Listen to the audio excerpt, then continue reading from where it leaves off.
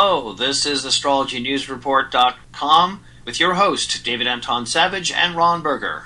All right, now we are going on to our third segment of this week's report, People in the News, where we analyze the Vedic astrology birth chart of a newsworthy person. This week, we've decided to check in with Hillary Clinton's chart, since she has popped up in the news cycle with politically oriented statements that sound a lot like someone who intends to be running for prez in 2016, just like everyone assumes she will. Right, so, okay, here we have the chart of Mrs. Clinton, and the question is, first, could this be the chart of a president? And secondly, what does the predictive analysis indicate for her for 2016?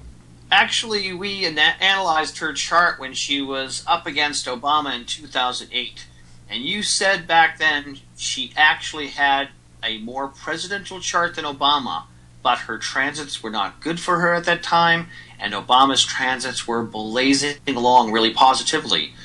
And you rightly called the primary race in his favor over her, and you went on to call it in favor of Obama over John McCain, both times months in advance. Yeah, I was right back then. I still maintain my assessment that she has the right stuff astrologically to be president.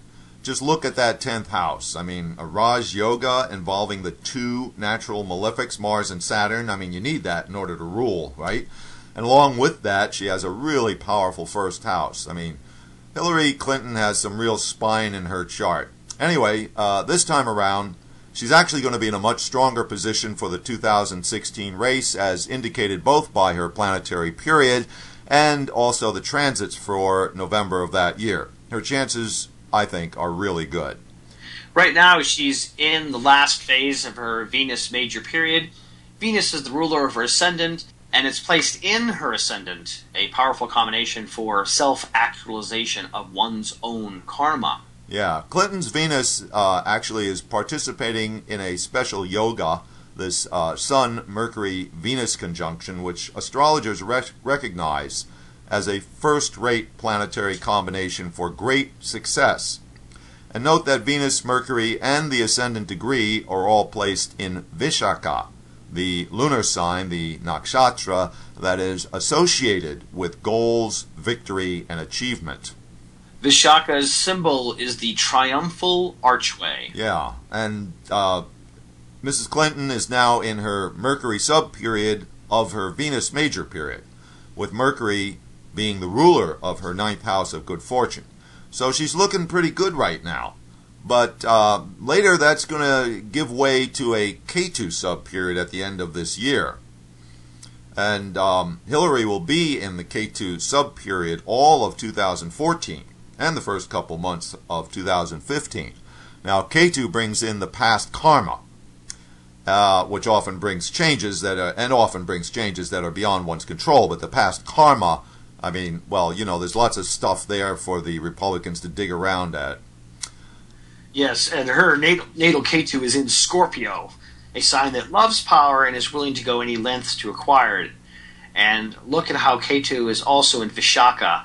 So her past life karma, again, is all about victory. Vishaka is also willing to go any lengths to get what it wants. Right. So she has not just the present life planets in Vishaka, but the indicator of the past life. Yeah, so she really comes from a history of accomplishment and goals and victory. All right, anyway, in 2015, Clinton will begin her Sun major period. Now, this is significant. The Sun is the planet of power. The Sun is the planet, the indicator of kings, leaders, rulers, authority. And her Sun is once again in her first house of self. It's the ruler of her 11th house of ambitions and accomplishments. So that sounds pretty conclusive. She is born to rule, and now comes the time of her life when that karma gets activated. Yeah. All right. So, David, what about the transits in 2016? Oh, yes, 2016. In January of 2016, Rahu, the shadow planet of ambition, enters Leo in her 11th house of gains, in close conjunction with a retrograde Jupiter, Yeah. the planet of opportunity and increase. Right, and that part of her chart, her 11th house, which is Leo, the sign of the sun, will already be activated by the new sun major period. At the same time, Ketu, the significator of the past, backs into her 5th house, the house of good past life credit, which is where her Aquarius moon resides. And let's remember that the moon is the significator of the public, and Aquarius is the sign of social consciousness.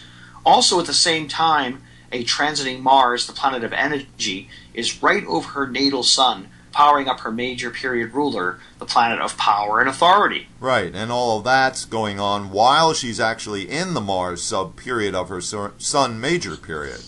Meanwhile, her Raj Yogacaraka planet, Saturn, is transiting her 2nd house of speech.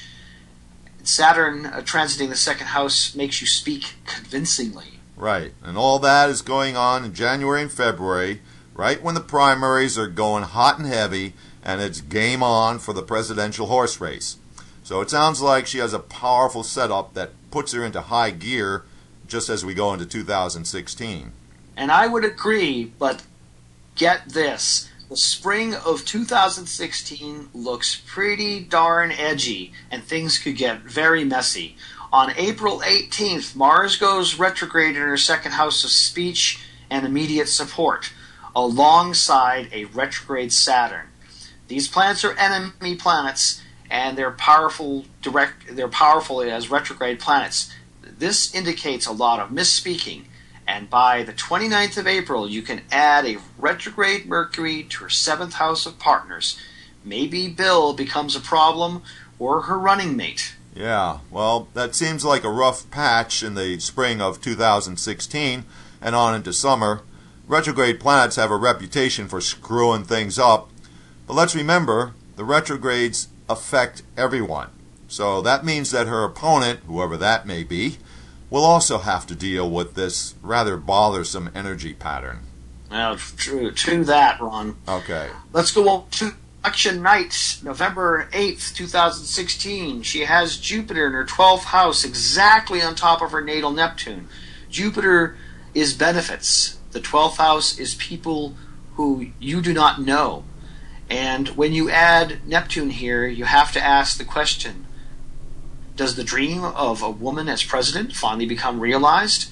Also, Mars will be exalted in her 4th house, from where it will send an inimical square aspect to her 7th house, the house of the opponent, which is to say, bad for her opponent. Yeah, and along with all that, the Sun and Mercury will be in her 1st house.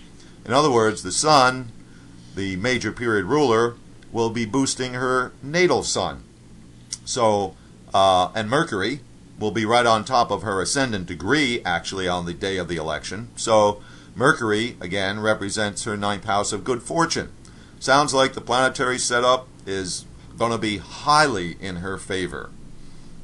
Another interesting sidebar to this is the fact that the USA begins its 3rd Rahu major period on November 2015. So by the time of the 2016 election, America is in a whole new planetary period, which will be a time of big changes based on the past course of history. Yeah. The USA was born while in a Rahu major period, and the country's 2nd Rahu major period ran from 1895 to 1913. Right. Rahu is the significator of transformation and is placed in the 8th house, USA's 8th house, which is the house of regeneration and rejuvenation. Yeah, so it sounds like, in any case, we will be in store for revolution in more ways than one. I guess we'll have to do a whole segment on what a Rahu major period means for America down the road.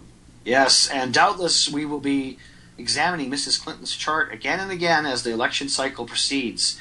This is just a warm-up, folks, but just remember, you heard it here first on astrologynewsreport.com. She will be president.